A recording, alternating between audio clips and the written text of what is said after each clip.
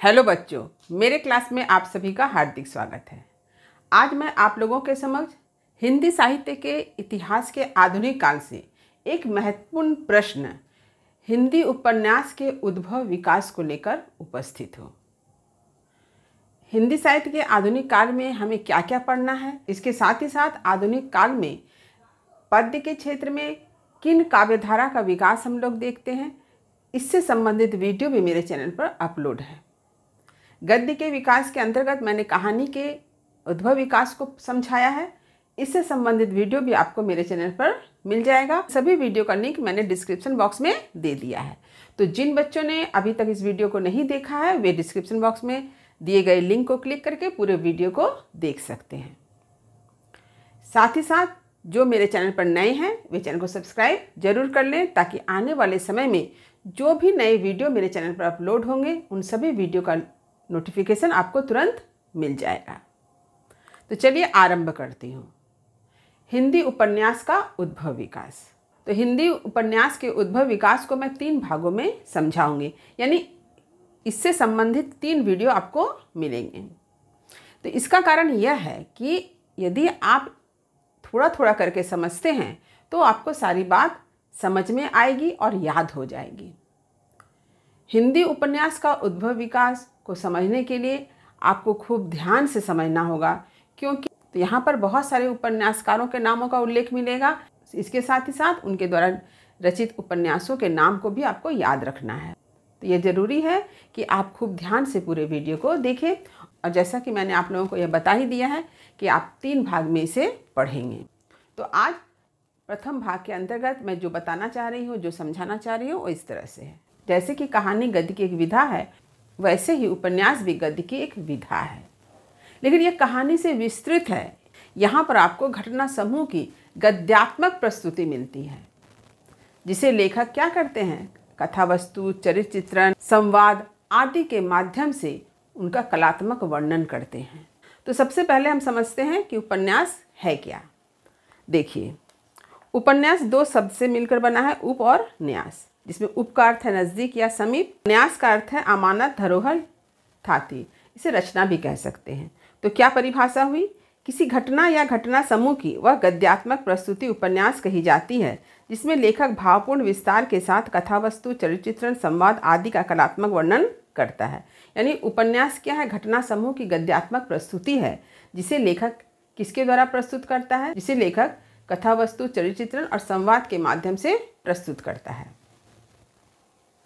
उपन्यास में एक विस्तृत कथा होती है, जो अपने भीतर अन्य गौण कथाएं समेटे रहती है। समाज और व्यक्ति की विविध अनुभूतियों और संवेदनाएं, अनेक प्रकार के दृश्य और घटनाएं, साथ ही अनेकों चरित्र का समावेश इसकी कथा में होता है।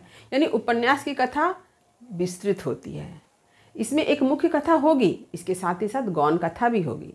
इसमें अनेक चरित्रों का समावेश होता है। मुख्य नायक और नायिका के साथ अन्य चरित्रों का भी समावेश इसमें हम देखते हैं। उपन्यास में घटनाओं का समूह देखते हैं।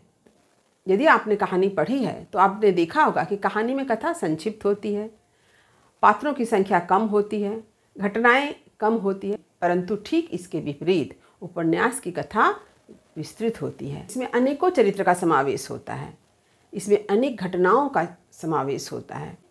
तो कहानी की तुलना में उपन्यास की कथा विस्तृत होती है। कहानी में जैसे एक कथा होगी, लेकिन उपन्यास में एक मुख्य कथा के साथ अन्य गौण कथाएं भी होती है। हिंदी उपन्यास का विकास अंग्रेजी साहित्य के प्रभाव और संपर्क से हुआ है। तो हिंदी साहित्य में हम जिसे उपन्यास कहते हैं, अंग्रेजी साहित्य में वह है नॉवेल, जिसे हम कह सकते हैं दीर्घ कथात्मक गद्य रचना। परंतु हिंदी में उपन्यासों के पूर्व बंगला साहित्य में यह काफ़ी विकसित हो चुका था, और कदाचित बंगला साहित्य की देखा देखी में भी उपन्यासों का सूत्रपात हुआ। अंग्रेजी साहित्य से बंगला साहित्य में उपन्यास का सूत्रपात देखते हैं, और बंगला साहित्य से हिंदी में उपन्यास का सूत्रपात हुआ है। अब देखते हैं उपन्यास की परिभाषा। विभिन्न विद्वानों द्वारा दी गई उपन्यास की परिभाषा को भी हम समझ लें। देखिए, विभिन्न विद्वानों ने उपन्यास की क्या परिभाषा दी, इसे भी देख लेते हैं। पहला, बेकर अर्नेस्ट ए, उपन्यास को हम गद्य में कल्पित आख्यान के माध्यम से की गई जीवन की व्याख्या कह सकते हैं। यानी यह गद्य में कल्पित आख्यान है, और इसे कहा गया है कल्पित, और जो जीवन की व्याख्या को प्रस्तुत करे। दूसरा डॉक्टर हजारी प्रसाद द्विवेदी, उपन्यास आधुनिक युग की देन है या आधुनिक व्यक्तिवादी दृष्टिकोण का परिणाम है। तीसरा श्याम सुंदर दास, उपन्यास मानव जीवन के वास्तविक जीवन की काल्पनिक कथा है, यानी उपन्यास में मानव जीवन की कथा को ही प्रस्तुत किया जाता है लेकिन कल्पना के माध्यम से। चौथा मुंशी प्रेमचंद, मैं उपन्यास को मानव जीवन का चित्र समझता हूँ। मानव चरित्र पर प्रकाश डालना और उनके रहस्यों को खोलना ही उपन्यास का मुख्य स्वर है। यह काफ़ी इम्पॉर्टेंट है कि मुंशी प्रेमचंद जी की धारणा उपन्यास के संबंध में क्या है, इसे आप जरूर समझें, क्योंकि उन्होंने उपन्यास को मानव जीवन का चित्र माना है। पांचवा जैनेन्द्र, उपन्यास एक गद्यमय आख्यान है जिसमें मानव के सुख एवं पीड़ा के वर्णन रहते हैं। पीड़ा में परमात्मा बसते हैं। मेरे उपन्यास आत्मपीड़न के साधन हैं। तो जैनेन्द्र जी ने भी उपन्यास को गद्यमय आख्यान माना है और मानव के सुख दुख का चित्रण ही हम उपन्यास में देखते हैं। तो उपन्यास हिंदी साहित्य के अंतर्गत एक नवीन विधा है, क्योंकि इसका आरंभिक रूप हम कहाँ देखते हैं, अंग्रेजी साहित्य में देखते हैं। फिर भी आलोचकों ने जो कुछ भी हिंदी उपन्यास के बारे में लिखा है कि हमारे भारतीय साहित्य में उपन्यास का आरंभिक रूप कैसा था, उस बारे में भी हमें एक बार जान लेना चाहिए।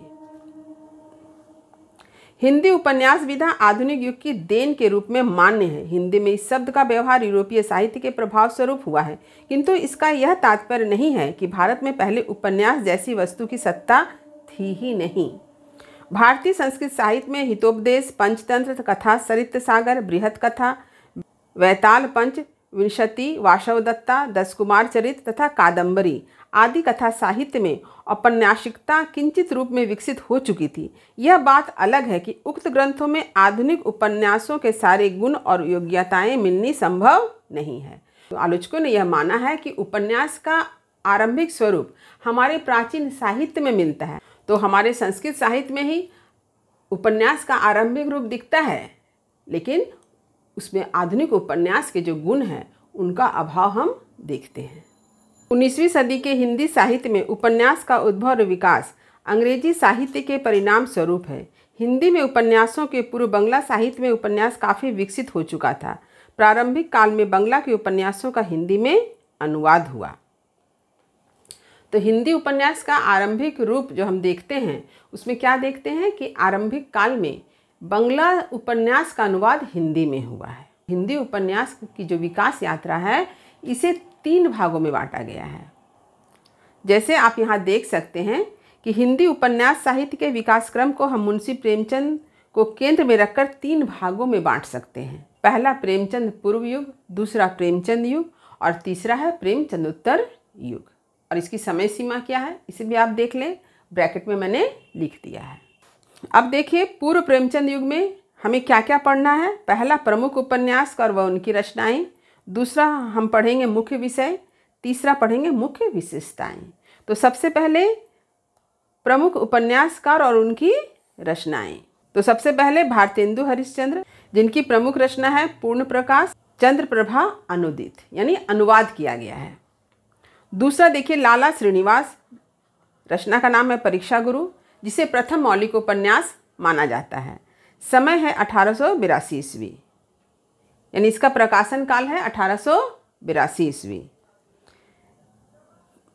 परीक्षा गुरु में दिल्ली के एक सेठ पुत्र की कहानी है जो कुसंगति में पड़ गया था, जिसका उद्धार अंत में एक सज्जन मित्र के द्वारा हुआ। यानी कथा का जो मूल है वह यहाँ पर मैंने लिख दिया है। तीसरा देखिए श्रद्धाराम फिल्लौरी, इन्होंने भाग्यवती नाम का उपन्यास लिखा। चौथा बालकृष्ण भट्ट, बालकृष्ण भट्ट ने 2 उपन्यास लिखे, नूतन ब्रह्मचारी, 100 अजान 1 सुजान। तो नूतन ब्रह्मचारी का प्रकाशन वर्ष है 1886 ईस्वी और 100 अजान 1 सुजान का प्रकाशन वर्ष है 1892 ईस्वी। पांचवा देखिए राधा कृष्ण दास, उपन्यास का नाम है निस्सहाय हिंदू, प्रकाशन वर्ष है 1890 ईस्वी।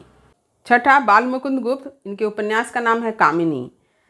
7 नंबर देवकी नंदन खत्री, जिन्होंने चंद्रकांता और चंद्रकांता संतति की रचना की। चंद्रकांता का रचना वर्ष है 1891 ईस्वी। इनके उपन्यासों में तिलस्मी और एआरी का वर्णन है। ये उपन्यास इतने लोकप्रिय हुए कि कई लोगों ने इन्हें पढ़ने के लिए हिंदी सीखी। तो देवकीनंदन खत्री जी ने चंद्रकांता और चंद्रकांता संतति नामक जो उपन्यास की रचना की है, इसमें हमें तिलस्म और अय्यारी का वर्णन मिलता है। और ऐसा माना गया है कि लोगों ने इस उपन्यास को पढ़ने के लिए हिंदी सीखी। तो आप सभी जानते होंगे कि जैसे कि रामायण और महाभारत सीरियल हमारे टीवी में प्रसारित हुआ है, ठीक उसी तरह से देवकीनंदन खत्री जी के चंद्रकांता उपन्यास पर भी एक धारावाहिक बनाया गया था। आप लोग यूट्यूब में सर्च कर सकते हैं, आपको वह वहाँ मिल जाएगा। तो यह इतना फेमस था, इतना प्रसिद्ध था उस वक्त कि लोग इसे देखने से पीछे नहीं हटते थे। जैसे रामायण महाभारत को देखने के लिए लोग जैसे एकदम समय के पाबंद हो गए थे कि इतने बजे से रामायण सीरियल टीवी पर आएगा, तो लोग एकदम तैयार होकर बैठ जाते थे। ठीक यही स्थिति चंद्रकांता सीरियल जब दिखाई जा रही थी तब भी थी। तो आप लोग अगर चंद्रकांता उपन्यास नहीं पढ़े हों तो कम से कम आप उस सीरियल को ज़रूर देखें। आप उस सीरियल को देख करके चंद्रकांता की जो कहानी है, उसमें जो तिलस्मी और अय्यारी का जो वर्णन मिलता है, उसे आप अच्छी तरह से समझ पाएंगे। अगला देखिए, गोपाल राम गहमरी जासूस नामक पत्र निकाला, जिसमें 5 दर्जन से अधिक जासूसी उपन्यास लिखकर प्रकाशित हुए। यानी गोपाल राम गहमरी ने एक पत्र निकाला जिसका नाम था जासूस, और उसमें 5 दर्जन से अधिक जासूसी उपन्यास लिखकर प्रकाशित हुए, जिनके आधार अंग्रेजी के जासूसी उपन्यास हैं। तो क्या क्या उपन्यास है देखिए, अद्भुत लाश, बेकसूर को फांसी, सरकटी लाश, जासूस की भूल इत्यादि। अगला है किशोरीलाल गोस्वामी। इन्होंने उपन्यास पत्रिका निकाली जिसमें उनके 65 छोटे बड़े उपन्यास प्रकाशित हुए। आप संख्या देखिए कितने उपन्यास, 65।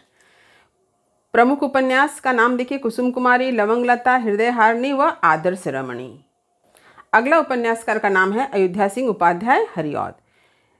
इनके द्वारा रचित उपन्यास हैं ठेठ हिंदी का ठाठ, अधखिला फूल। तो प्रेमचंद पूर्व युग में जिन उपन्यासकारों और उपन्यास के नाम आते हैं, उन लोगों की सूची आपके समक्ष प्रस्तुत है। आप उपन्यासकार और उपन्यास के नाम जरूर याद कर लें। अब दूसरा पॉइंट क्या था, मुख्य विषय, यानी प्रेमचंद पूर्व युग में जो उपन्यास लिखे गए उनका मुख्य विषय क्या था। तो पूर्व प्रेमचंद युग में सामाजिक, जासूसी, ऐतिहासिक विषयों से संबंधित उपन्यासों का लेखन हुआ है। प्रेमचंद पूर्व उपन्यास की मुख्य विशेषताएं क्या है? पहला है मनोरंजन, दूसरा घटना प्रधान, तीसरा तिलस्मी, अय्यारी और जासूसी, और चौथा है ऐतिहासिक। तो इन सारी बातों को आप पहले समझें, फिर उसको याद करें। ये काफ़ी इम्पॉर्टेंट है क्योंकि परीक्षा में MCQ हो, SAQ हो या लॉन्ग आंसर टाइप क्वेश्चन, कहीं पर भी इनसे प्रश्न पूछे जा सकते हैं। इसलिए उपन्यासकार और उनकी रचनाओं का नाम याद करना काफ़ी ज़रूरी है। और लॉन्ग आंसर टाइप में तो आपको उपन्यास के उद्भव विकास को पूरा लिखना है, तो पूर्व प्रेमचंद युग तो उसके अंतर्गत ही है। तो आज के वीडियो में सिर्फ इतना ही। अगले वीडियो में प्रेमचंद युग को लेकर मैं पुनः आपके समक्ष उपस्थित रहूंगी। तो वीडियो को लाइक करें और अपने सभी मित्रों में शेयर करना ना भूलें। तब तक पढ़ते रहिए, जीवन में आगे बढ़ते रहिए। मेरी शुभकामनाएं आप सभी बच्चों के साथ है। धन्यवाद।